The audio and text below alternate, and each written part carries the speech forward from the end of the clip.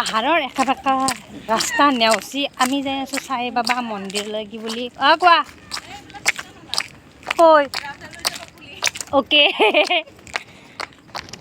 সেয়া আপত আছোঁ আকৌ ডাউনলৈ নামি যাম